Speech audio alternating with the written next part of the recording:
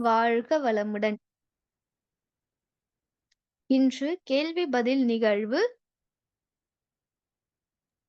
பேராசிரியர் உமா சங்கரி அம்மா அவர்களை அன்புடன் அழைத்தமர்கிறோம். வாழ்க வளமுடன்! வாழ்க வளமுடன். மிக்க நன்றிகள் அம்மா. வாழ்க வையகம், வாழ்க வையகம், வாழ்க வளமுடன். குரு வாழ்க, குருவே துணை. ஆசான் அருட்தந்தை வேதாத்திரி மகரிஷி அவர்கள் நம்மோடு சூக்குமமாக நிறைந்திருந்து இன்றைய கேள்வி பதில் அமர்வினை சிறப்பித்து தருவாராக. இன்று நமக்கு துரிய தவத்தினை வழிநடத்திய பேராசிரியர் அருள்நிதி பவித்ரா அம்மா அவர்கள் வாழ்க வளமுடன். அம்மா அவர்களின் உடல் நலம், மனவளம் வாழ்க வளமுடன். அவர் தம் அன்பு குடும்பம் வாழ்க வளமுடன். அவர் தம் பொருளாதார மேம்பாடு வாழ்க வளமுடன். பேராசிரியர் அருள்நிதி பவித்ரா அம்மா அவர்களும் அவர்களின் ஆன்மீக அருள் தொண்டு மென்மேலும் தழைத்தோங்க வாழ்க வளமுடன், வாழ்க வளமுடன். மிக்க நன்றிகள் அம்மா. வாழ்க வளமுடன். வாழ்க வளமுடன் அம்மா. வாழ்க வளமுடன். இப்பொழுது ஒவ்வொரு வாரமும் சனிக்கிழமை தோறும் கேள்வி பதில் அமர்வு நடைபெற்று வருகிறது. நமக்கு தொடர்ந்து பயிற்சிகள் செஞ்சுட்டு வரோம். உடற்பயிற்சி, காயக்கல்பம், தவம். இதுல உங்களுக்கு ஏதாவது சந்தேகங்கள் இருந்தா ஹேண்ட் ரைஸ் பண்ணலாம். உங்களோட கருத்துக்கள் எதுவும் இருந்தாலும் ஷேர் பண்ணிக்கலாம். வாழ்க வளமுடன். கேள்வி கேட்க விரும்பும் அன்பர்களும் கருத்துக்களை பகிர்ந்து கொள்ள விரும்பும் அன்பர்களும் ஹேண்ட் ரைஸ் செய்யும்படி அன்போடு கேட்டுக்கொள்கிறோம். வாழ்க வளமுடன்.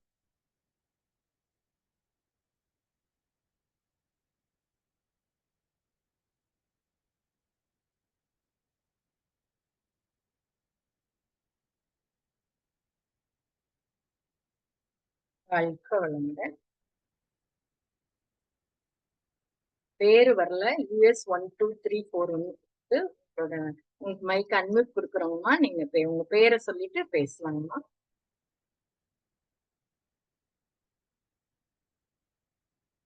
வாழ்க வளமுடன். மைக் அன்மியூட் கொடுத்துருக்கோங்கம்மா, நீங்க பேசலாம்.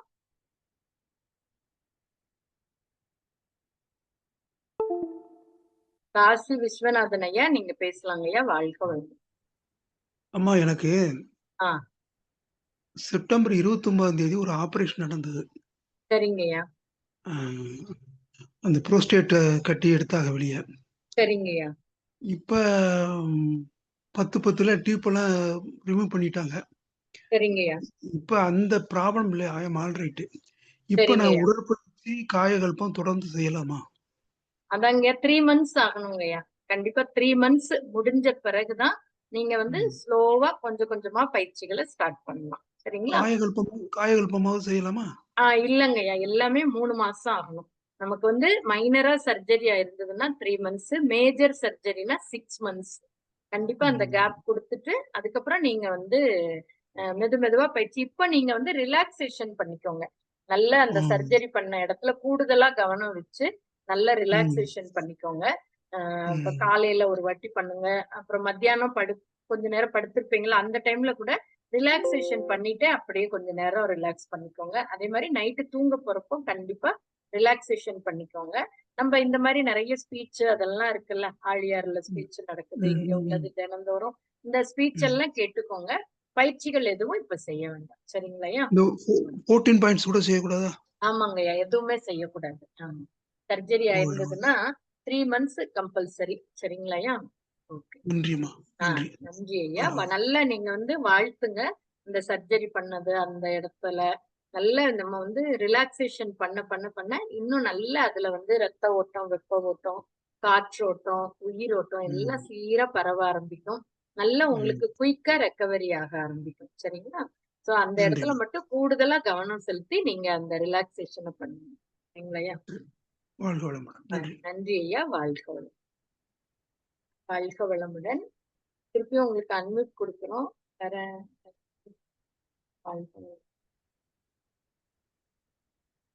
மைக்க அன்மியூட் பண்ணிட்டு பேசலாங்கம்மா. வாழ்க வளமுடன். உஷாரா நீங்க? கோயம்புத்தூர்ல இருந்து பேசுறேங்க.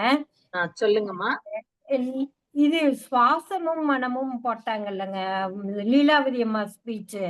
ஆமா, அது யூடியூப்ல எப்படிங்கம்மா பாக்குறது? இதுல இந்த சண்டே பேசுனதுங்களாம்மா? ஆஹ் ஆமாங்க, ஆமா, சண்டே தாங்க, சண்டே தான். சரிங்கம்மா. ஓகேங்கம்மா. ம். சரி. அது எப்ப நீங்க எப்படி உங்களோட பாக்குறது? நம்பர் அந்த சாட்ல போடுங்க. உங்களுக்கு அத நான் அனுப்பிச்சு வைக்கிறேன். உங்களோட நம்பர் வந்து சாட்ல போடுறீங்களா? நான் உங்களுக்கு எப்படி கண்டிப்பா, ஆ, கண்டிப்பா போடுறேங்க. ஆ, அப்புறம் ஒரு ம். கேள்விங்க.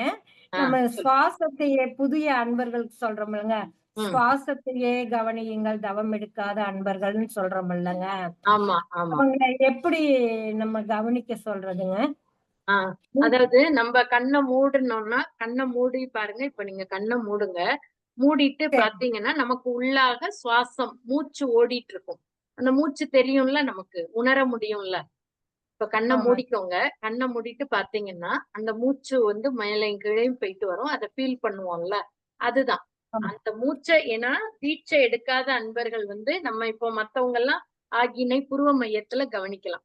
அப்ப தவம் எடுக்காம சில பேருக்கு தீட்சை எடுக்கிறதுக்கு போறதுக்கு முடியாம இருக்கும். ஆன்லைன் கிளாஸ் அட்டெண்ட் பண்றவங்கலாம் ஃபாரின்ல இருக்கிறவங்க அவங்கலாம் வந்து டைம் அலாட் பண்ணி ரொம்ப தூரத்துல இருந்ததுன்னா, அதுக்குன்னு ஒரு நாள் ஸ்பெண்ட் பண்ணி அந்த மாரி தான் போய் எடுக்கும்படியா இருக்கு. சோ அதுவரைக்கும் அவங்க வந்து அந்த சுவாசத்த கவனிச்சு தவம் பண்ணணும் அப்படிங்கிறதுக்காக தான் அந்த மூச்ச கண்ண மூடிட்டு நீங்க இப்ப கவனிச்சு பாருங்க. உங்களுக்கு கவனிக்க முடியுதா பாருங்க. இப்ப லன்ஸ்ல கவனிக்கிறதுங்களா? இல்ல லங்ஸ்ன்னு மூச்சுல கவனிக்க வேண்டாம். மூச்ச நம்ம மூச்சு ஓடிட்டு இருக்குல்ல. மேலயும் கீழயும் ஆமாங்க. மூச்சு ஓடிட்டு இருக்கு பாருங்க. சோ அந்த ஆமா. மூச்ச நீங்க கவனிக்கலாம். சரிங்களா? அந்த மூச்சு சரி, மேல கவனம் வச்சுக்கணும். ஏன்னா நம்ம அதுவும் ஒரு தவம் தான். மூச்சு தவம்னு சொல்றாங்க. சோ அந்த சரி, பிரீத் மெடிடேஷன். சோ நம்ம வந்து அத வந்து அவங்க தீட்சை எடுக்கிற வரைக்கும் தான். நம்ம தீட்சை எடுத்துட்டோம்னா, ஆகினை தீட்சை எடுத்தா ஆகினை தவம் பண்ணலாம். துரியம் எடுத்தா துரியம் பண்ணலாம். சாந்தி எடுத்த உடனே சாந்தி தவம் பண்ணிக்கலாம். சரிங்களா? எடுக்காத சரி, வரைக்கும் உள்ளவங்களுக்காக தான் மூச்ச கவனிக்க சொல்றேன். சரிங்களா? சரி. ஓகே. மேம், இப்ப நம்ம அந்த வேகத்த கவனிக்கிறதுங்களா? இல்ல லன்ஸ்லயா, மூக்குலயான்னு கேட்கிறேன் நானு. ஆ அதான் அந்த லங்ஸ் கிட்ட தான் நல்ல மூச்சு அப்படியே மேலயும் கீழயும் போயிட்டு வரும்ல. ஆ, அங்கதான் ஆமா. நம்மளால நல்லா ஃபீல் பண்ண முடியும். அடுத்து மூக்குல சரி, ஃபீல் பண்ண முடியும். மூக்குல வந்து நம்ம இப்படி இழுத்தாதான் மூக்குல பண்ண முடியும். அதுக்கு இல்ல மத்த நேரம் பார்த்தீங்கன்னா, நீங்க கண்ண மூடி 1 செகண்ட் உட்காருங்க. சரி, அப்படியே அந்த லங்ஸ்ல தான். நீங்க சொல்ற மாரி அந்த லங்ஸ் கிட்ட நல்ல மூச்சு போறது நல்லா ஃபீல் பண்ண முடியுது. அதுல கவனம் வச்சுக்கணும். அவ்வளவுதான். சரிங்களா? சரி. கண்டிப்பா, அப்புறம் வந்து கண்டிப்பா. நீங்க கேட்டீங்கல்லம்மா, அம்மா லீலாவதி அம்மாவோட ஸ்பீச் ஆமா, ஆமா, கேட்டீங்கல்ல. இந்த ஆமா. இதுல வந்து சாட்ல வந்து ரேவதி சிவகுமார் அம்மா வந்து அதோட லிங்க் போட்டிருக்காங்க. நீங்க அத சரி, எடுத்துக்கோங்க. சரிங்களா? அந்த சரி, லிங்க் சரி, டச் பண்ணீங்கன்னா, அதுக்குள்ள போய் இது பண்ணிக்கலாம். சரிங்களா? ரேவதி அம்மா சரி, நீங்க சரி. அம்மா நீங்க வேற எதுவும் பேசணுமா? உஷாராணிம்மா? இல்லைங்க. அவ்வளவுதாங்க, அவ்வளவுதானே. முடிச்சுக்கலாம். சரி, வாழ்க ஓகே. வளமுடன், வாழ்க வாழ்க வளமுடன். வளமுடன். நன்றிம்மா. சரி. வாழ்க வளமுடன். வாழ்க வளமுடன். ரேவதிம்மா, வாழ்க அம்மா வளமுடன்ம்மா. வாழ்க வளமுடன். லீலாவதி அம்மா ஸ்பீச் நான் சாட்ல போட்டிருக்கேன் யூடியூப் ஆ, லிங்க். ஆ. ஓகே, ஓகேம்மா. நன்றி. வாழ்க வளமுடன். தேங்க்யூம்மா. வாழ்க வளமுடன்.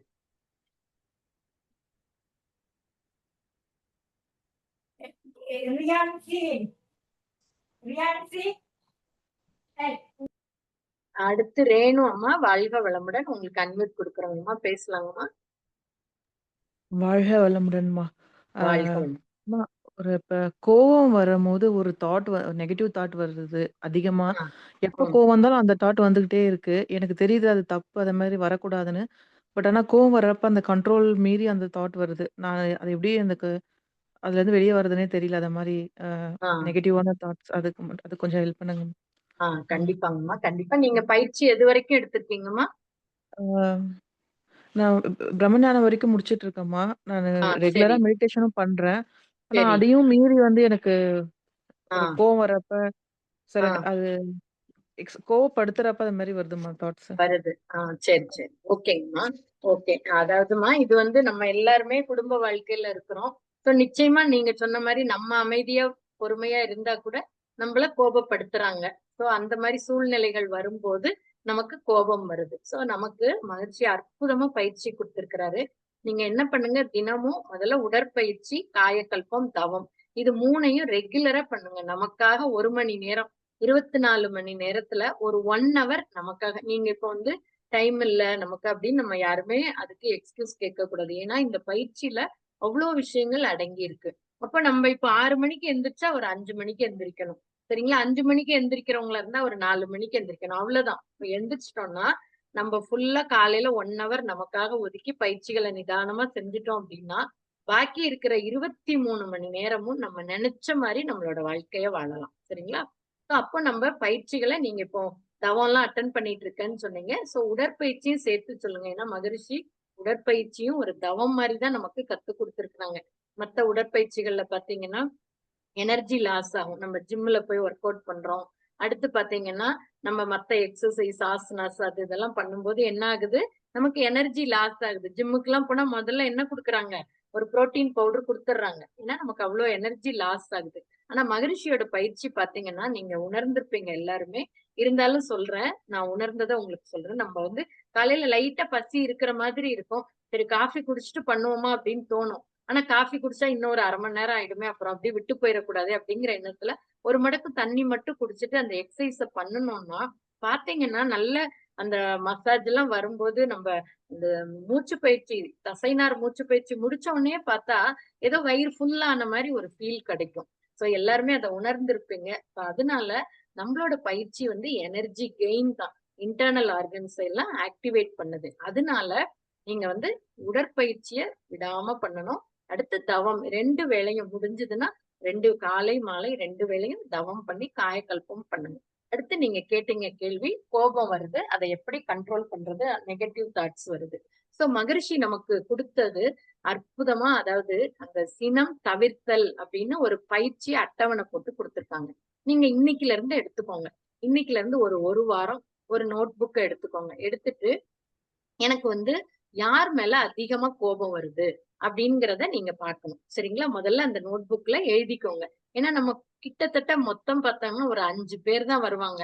நம்ம வாழ்க்கை துணை, அப்ப நம்ம குழந்தைங்க, நம்மளோட இன்லாஸ் கூட இருந்தாங்கன்னா அவங்க, இல்ல நமக்கு யாராவது ஒருத்தர் நமக்கு ஏதாவது ஒரு வகையில பிரச்சனை குடுத்துட்டு இருக்கவங்க. இந்த மாரி ஆபீஸ்ல ஒர்க் பண்ணிட்டு இருந்தோம்னா நம்ம கூட ஒர்க் பண்றவங்க. இந்த மாரி ஒரு ஏதோ ஒரு 5 பேர் மேக்ஸிமம் அவ்வளவுதான் வரும்.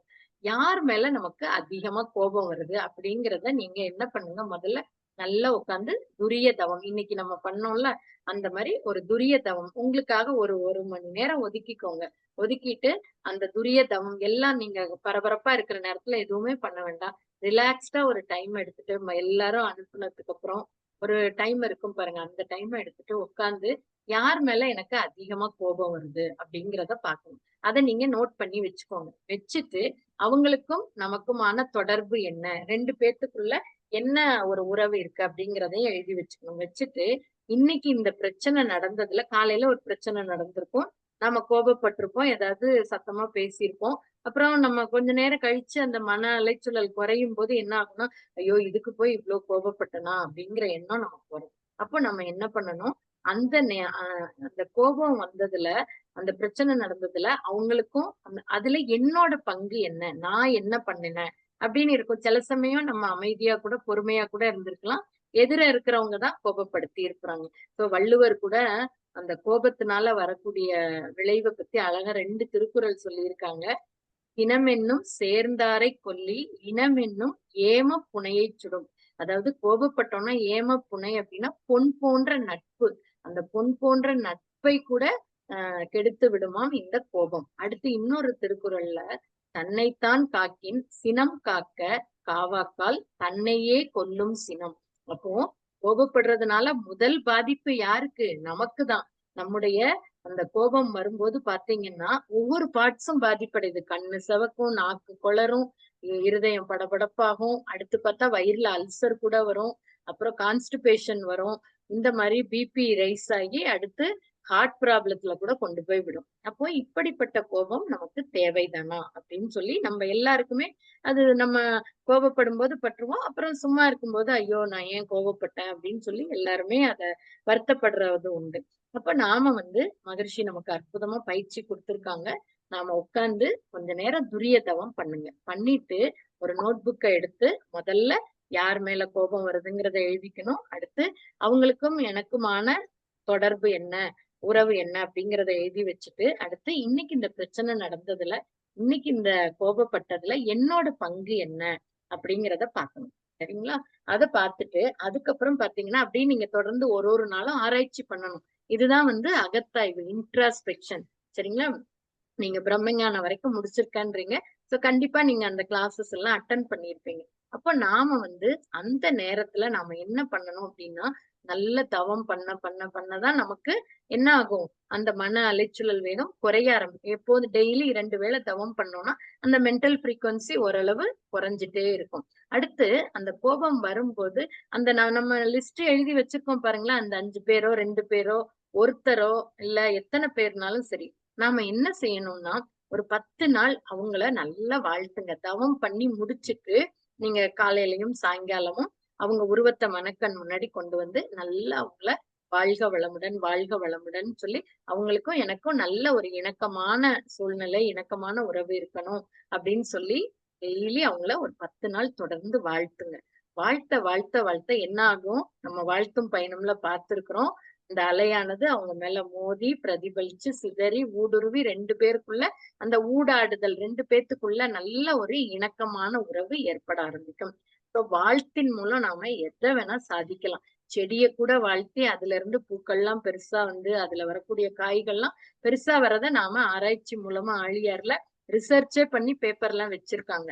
அந்த அளவுக்கு இந்த வாழ்த்துன்னு மகரிஷி கொடுத்த இந்த தாரக மந்திரத்தை நாம பயன்படுத்தலாம். சரிங்களாம்மா? 10 நாள் தொடர்ந்து அவங்கள வாழ்த்துங்க. வாழ்த்திட்டு அந்த நேரத்துல அப்போ நம்ம ஆராய்ச்சிக்கு எடுத்துக்கிறோம். இப்போ நீங்க நெகட்டிவ் தாட்ஸும் வருதுன்னீங்க. அப்போ நம்ம என்ன செய்யணும்னா, அந்த நெகட்டிவ் தாட்ஸ் வரும்போதெல்லாம் இந்த எண்ணம் எழாமல் காப்பேன் அப்படின்னு சொல்லி ஒரு சங்கல்பம். அந்த சங்கல்பம் பண்ணும்போது என்ன ஆகும் அப்படின்னா, இப்போ ஃபார் எக்ஸாம்பிள் சொல்றேன், உங்களுக்கு ஈஸியா புரியும். அதாவது இப்போ ஒருத்தவங்க வெளியில வண்டி எடுத்துட்டு போயிருக்காங்க, பசங்களே வெளியில போயிருக்காங்க. இந்த டைம்க்குள்ள வந்துடுறேன்னு சொல்லியிருக்காங்க. நம்மளும் கொஞ்ச நேரம் ஒரு 1/2 hour சரி ஓகே, ஏதோ டிராபிக்ல லேட் ஆகும் வெயிட் பண்ணுவோம். அதுக்கு மேல நம்மளால பொறுமையா இருக்க முடியாது. உடனே வாசலுக்கு முன்னாடி நடப்போம். போன் பண்ணி பார்ப்போம். போனே எடுக்கலன்னு வைங்களேன், ரொம்ப டென்ஷன் ஆயிரும். அப்ப அந்த நேரத்துல நாம என்ன பண்ணணும் அப்படின்னா, அவங்கள வாழ்த்த ஆரம்பிச்சிடும். ஒரு அருட்காப்பு. அவங்கள சுத்தி ஒரு காப்பு போட்டுட்டு நம்ம உட்கார்ந்து வாழ்த்த ஆரம்பிச்சிடணும். வாழ்த்த என்ன ஆகும்னா, அவங்க அங்க ஏதோ ஒரு இதுல கீழே விழுந்திருந்தா கூட ஒரு 4 பேர் ஹெல்ப் பண்ணி அவங்களுக்கு அந்த அடிபடுறது கூட ஒரு லைட்டா போற மாதிரியான சூழ்நிலைகள் ஏற்படும். சரிங்களா? நம்ம தொடர்ந்து வாழ்த்து அலையான எவ்வளவு தூரத்துல இருக்கிறவங்கள வேணா நம்ம வாழ்த்தலாம். வாழ்த்தும் போது இந்த அருட்காப்பு சொல்லி வாழ்த்தும் போது இன்னும் அதுக்கு பலன் அதிகம். அப்போ நம்ம இத மாதிரி பண்ணும்போது அந்த நெகட்டிவ் தாட்ஸ் இல்லாம அந்த இடத்துல என்ன ஆகுது? நம்ம வாழ்த்தும் போது அதான் திருப்பி நமக்கு தானே வருது. மோதுதல், நமக்கு பிரதிபலித்தல். திருப்பி நமக்கு வரும்போது நமக்குள்ள அந்த பதட்டம், படபடப்பு இது எல்லாமே போய் மனசுல ஒரு அமைதி நிலை. அந்த வார்த்தைய சொல்ல நமக்கு மனம் அலைச்சுழல், அந்த மென்டல் ஃப்ரீக்வன்சி நல்லா குறைய ஆரம்பிச்சிரும். படபடப்பெல்லாம் போக ஆரம்பிச்சிரும். பதட்டம் எல்லாமே நீங்கி நம்ம அவங்கள வாழ்த்திட்டு இருப்போம். அதுக்குள்ள அவங்க சேர்ந்துருவாங்க. ஏதோ ஒரு தகவல் நமக்கு கிடைக்கும். இந்த மாதிரி நமக்கு நெகட்டிவான எண்ணங்கள் வரும்போதெல்லாம் நாம அதை பாசிட்டிவா நினைச்சு நாம வாழ்த்த ஆரம்பிச்சிடணும். வாழ்த்துதாம்மா எல்லாத்துக்குமான தீர்வு வாழ்த்துல இருக்கு. அப்ப நீங்க இன்னைக்கே நைட்டு உட்காந்துருங்க. உட்காந்து எல்லா வேலையும் முடிச்சுட்டு தூங்க போறதுக்கு முன்னாடி ஒரு நோட் புக்கை எடுத்து வச்சுட்டு இத வரிசையா எழுதி வச்சுக்கோங்க. வச்சுட்டு நைட்டே அவங்கள யார் யார் மேல கோபம் வருதோ அவங்கள நல்லா வாழ்த்துங்க. சரிங்களா? துரியத்துல மனசை வச்சுட்டு அவங்கள வாழ்த்திட்டு படுத்து தூங்குங்க.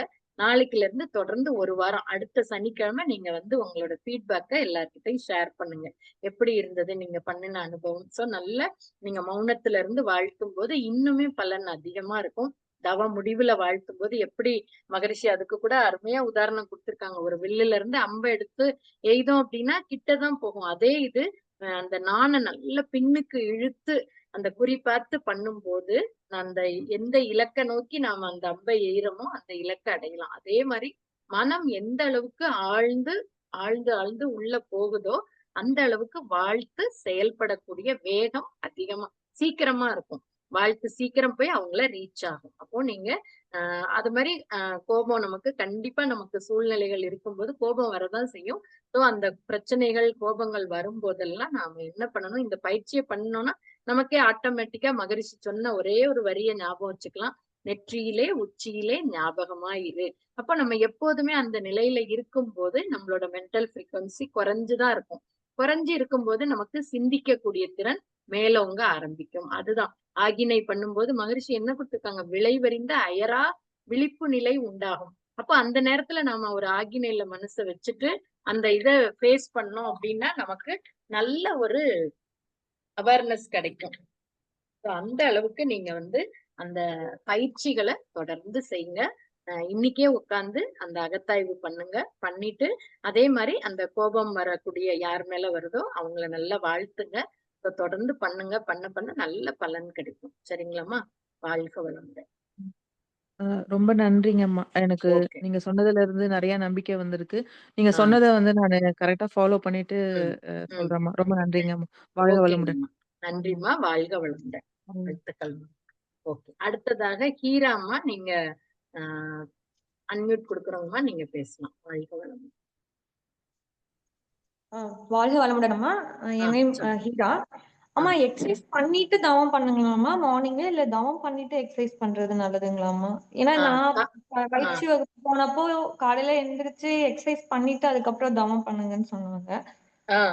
சரி, சரி. அதுதாம்மா பண்ணேன். ஓகேங்கம்மா. அதாவது எந்திரிச்ச உடனே எம்டி ஸ்டமக்ல காயக்கல்பம் பண்ணிருங்க. அதுக்கப்புறம் ஓகே. எக்ஸசைஸ் பண்ணுங்க. ஏன்னா தவத்துல நம்ம புதுசா தவம் பண்ண உட்காரும் போது நம்மளால 20 மினிட்ஸ் உட்கார முடியாது. கால் வலி இருக்கும். ஏதாவது ஒரு டிஸ்டர்பன்ஸ் இருக்கும். அதனால உடற்பயிற்சி ஃபுல்லா பண்ணிட்டீங்கன்னு வைங்களேன், உடம்பு நல்லா பிளெக்சிபிளா ஆயிடும்.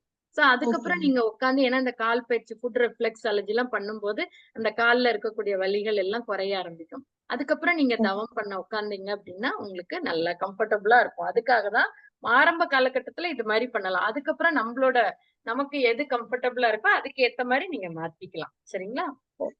சரிங்க. ஓகேங்க. நன்றிம்மா. ஓகே. வேற எதுவும் கேள்விகள் இருக்குங்களாம்மா?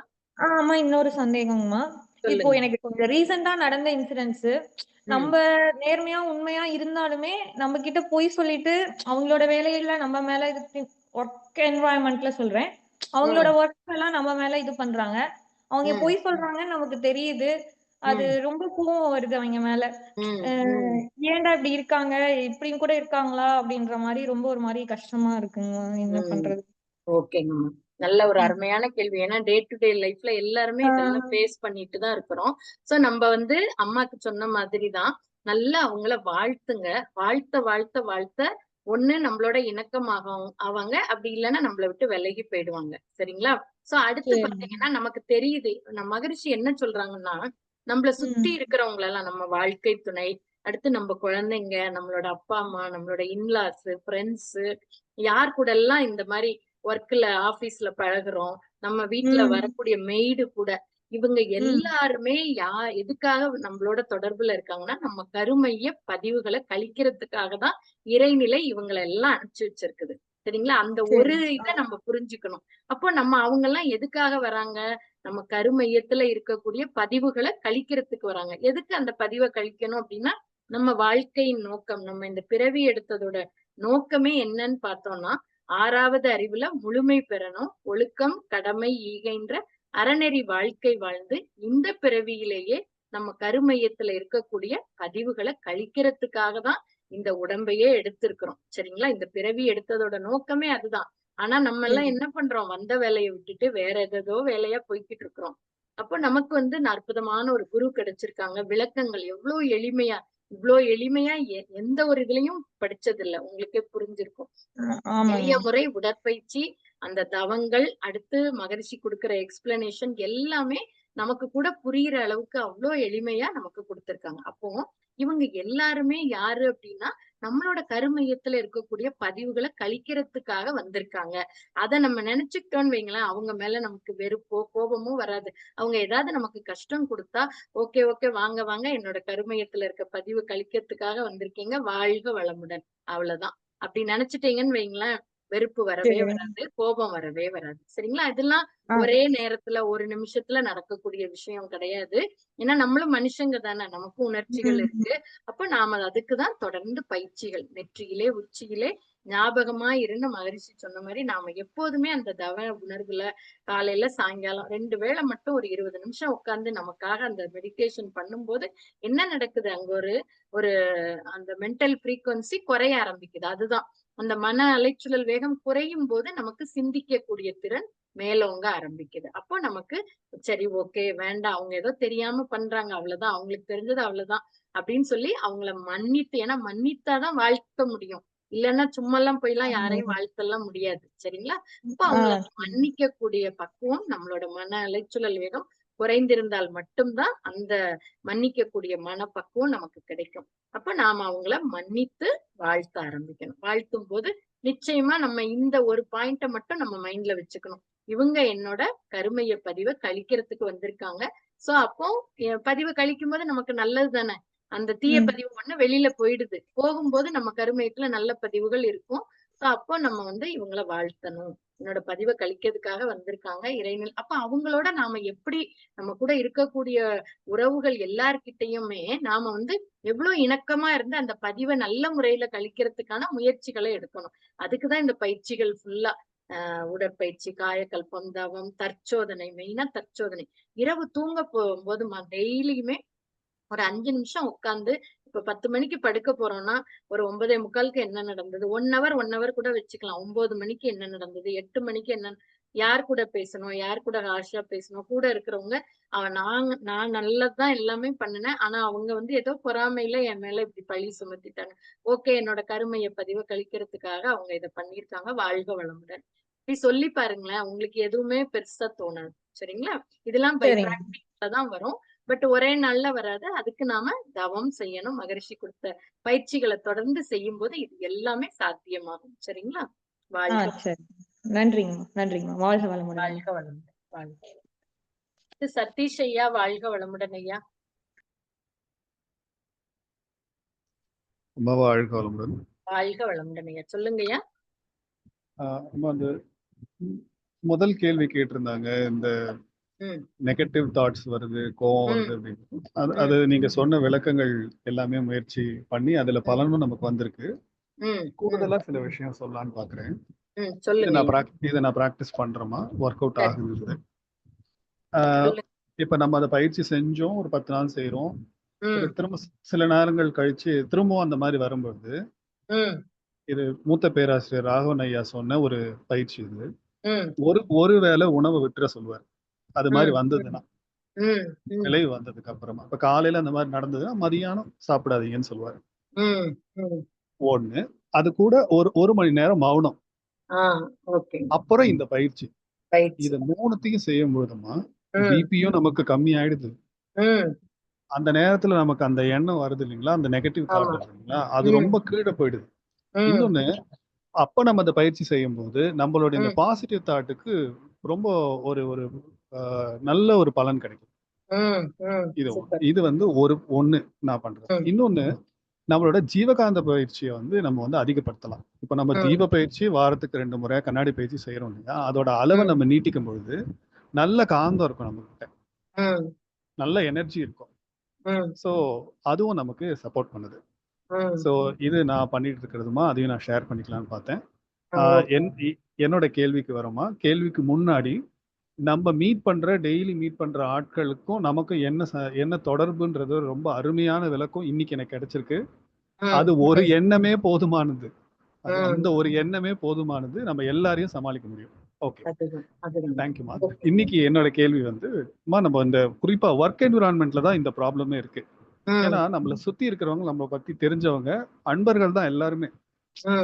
இப்ப நம்ம நடைப்பயிற்சிக்கு போறோம், அங்க நம்மளுடைய மன்றத்தை சேர்ந்தவங்க வராங்க அப்படின்னா சாதாரணமா நமக்கு முகமலர்ச்சியும் அன்பாவும் பேசுற அந்த தன்மை வந்துருது. ஆனா வேலை செய்யற இடங்கள்ல யாருமே வந்து நம்மளுடைய மன்ற சார்ந்தவங்க இல்ல, இருக்கவும் முடியாது இல்லைங்களா. அந்த இடத்த நம்ம சமாளிச்சிடறோமா, நல்லாவே சமாளிச்சிடறோம். ஆனா அதுக்கப்புறம் ஒரு டயர்ட்னஸ் வந்துருது. எப்படி இருக்குன்னா, எல்லாமே நம்ம விட்டு கொடுத்து, ஏன்னா நம்மளாலதான் அவங்க இப்படி பேசுறாங்கன்ற எண்ணமும் நமக்கு பயிற்சிக்கு வந்ததுக்கு அப்புறமா தெரியுது இல்லைங்களா. அந்த சிச்சுவேஷன்ல இருந்து வெளியே வந்ததுக்கு அப்புறம் ஒரு டயர்ட்னஸ் இருக்குமா, அது ஏன் வருது, எதனால வருது, எல்லாமே நான் செஞ்சு பார்த்துட்டேன். சோ அந்த இடத்துல ஹெல்ப் பண்ணீங்கன்னா நல்லா இருக்குமா. கேள்வி என்னன்னா, நம்மளுடைய பயிற்சி பெறாத அன்பர்களோட தான் அதிக நேரம் நம்ம டைம் ஸ்பெண்ட் பண்றோம். எல்லா நினைவுகளும் நமக்கு வந்து இருக்கு, அயரா விழிப்பு நிலை இருக்கு, எல்லாமே இருந்தும் கூட அந்த சிச்சுவேஷனை நல்லாவே கையாண்டுட்டு வெளியே வந்ததுக்கு அப்புறமா நம்மளோட நம்ம டைம் ஸ்பெண்ட் பண்ணும்போது ரொம்ப டயர்டா ஃபீல் பண்ணும். அது வந்து எனர்ஜி எடுத்துக்கிறாங்களா, எனக்கு எப்படி சொல்றதுன்னு தெரியல, பட் வந்து ஒரு டயர்ட்னஸ் இருக்கு. அதுதாங்க, நல்ல ஒரு கேள்வி கேட்டிருக்கீங்க. இது எல்லாத்துக்கும் நடக்கிறதா. இதுக்கு வந்து நீங்க சொன்னதுல இருந்தே பதில் இருக்குங்கய்யா. நீங்க சொன்னீங்க பாத்தீங்களா அந்த ஜீவகாந்த பெருக்க பயிற்சிகள். சோ அந்த பயிற்சிகளை நீங்க சொன்ன மாதிரியே கூடுதலா கொஞ்சம் செஞ்சுக்கலாம்.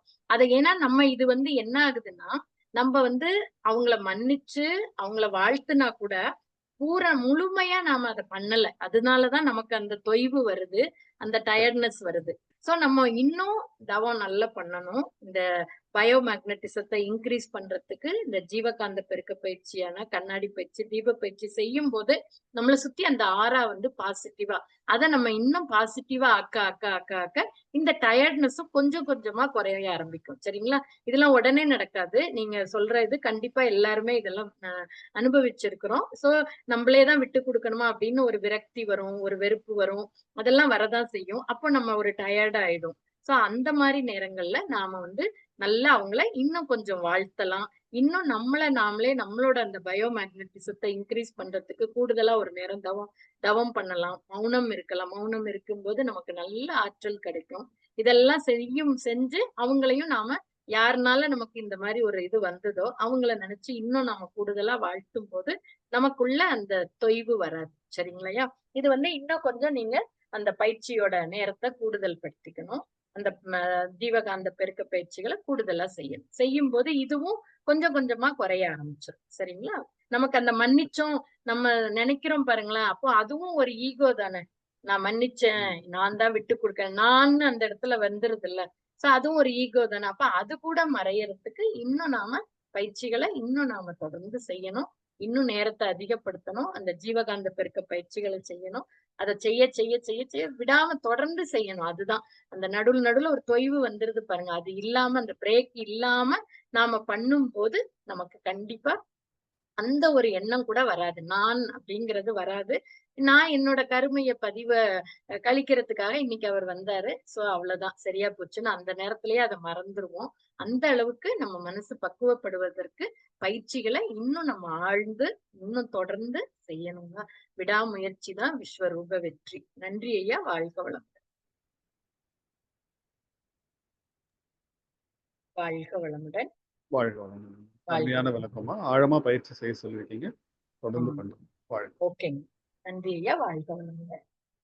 வேற யாருக்கும் கேள்விகள் இருந்தா ஹேண்ட் ரைஸ் பண்ணுங்க. அப்படி இல்லைன்னா நம்ம நிறைவு பண்ணிக்கலாம். வாழ்க வளமுடன்.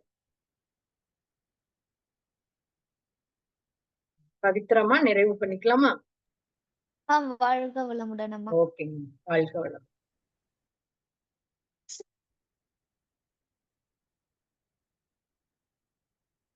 பேராசிரியர் அருள்நிதி உமா சங்கரி அம்மா அவர்களும் அவர் தம் அன்பு குடும்பமும் அருட்பேராற்றல் கருணையினால் உடல் நலம், நீளாயுள், நிறை செல்வம், உயர்ப்புகள், மெய்ஞானம் ஓங்கி வாழ்க வளமுடன். மிகவும் நிறைய பயன்கள் கருத்துக்கள் அனைவருக்கும் பயனுள்ளதாக இருந்தது. வாழ்க வளமுடன். நாம் அனைவரும் தொண்டாற்றி இன்பம் காண்போம். வாழ்க வளமுடன். ஸ்கை ஆன்லைன் வாழ்க வளமுடன் அம்மா. ஸ்கை ஆன்லைன் மெடிடேஷன் தினசரி நிகழ்வுகள் பற்றிய அறிவிப்புகள். காலை 5:30 தவம், தொடர்ந்து 6 மணி வீடியோ மற்றும் ஆடியோவில் உடற்பயிற்சி வகுப்பு இடம்பெறும். அதை பார்த்து கொண்டே நாம் பயிற்சி செய்யலாம். மாலை 6 மணி மகரிஷியின் பாடல்கள், மாலை 6:25 மாலை காயகல்பம், மாலை 6:30 தவம், மாலை 7 மணி சிந்தனை, மாலை 7:30 உலக நல வாழ்த்துடன் நிறைவு. பிரதி சனி மாலை தவத்தினை தொடர்ந்து மாலை 7 மணி முதல் 7:30 மணி வரை ஐயம் தெளிதல் நிகழ்வு நடைபெறும். பிரதி ஞாயிறு மாலை 7 மணி முதல் 7:30 மணி வரை சிறப்பு சிந்தனை நடைபெறும். உலக நல வாழ்த்து. உலகமெல்லாம் பருவமழை ஒத்தபடி பெய்யட்டும். உழவரெல்லாம் தானியத்தை உவப்புடனே பெருகட்டும். பல தொழில்கள் புரிகின்ற பாட்டாளி உயரட்டும். பகுத்துணர்வில் தொகுத்துணர்வு பண்பாட்டை உயர்த்தட்டும். கலகங்கள் போட்டி பகை கடந்தாட்சி நடக்கட்டும். கல்லாமை கடன் வறுமை கலங்கள் மறையட்டும். நலவாழ்வை அளிக்கும் மெய் ஞான ஒளி வீசட்டும். நம் கடமை அறவாழ்வின் நாட்டத்தே சிறக்கட்டும். நம் கடமை அறவாழ்வின் நாட்டத்தே சிறக்கட்டும். நம் கடமை அறவாழ்வின் நாட்டத்தே சிறக்கட்டும். வாழ்க வளமுடன். மனமகிழ்வோடு இன்றைய நிகழ்வினை நிறைவு செய்து கொள்வோம். வாழ்க வளமுடன்.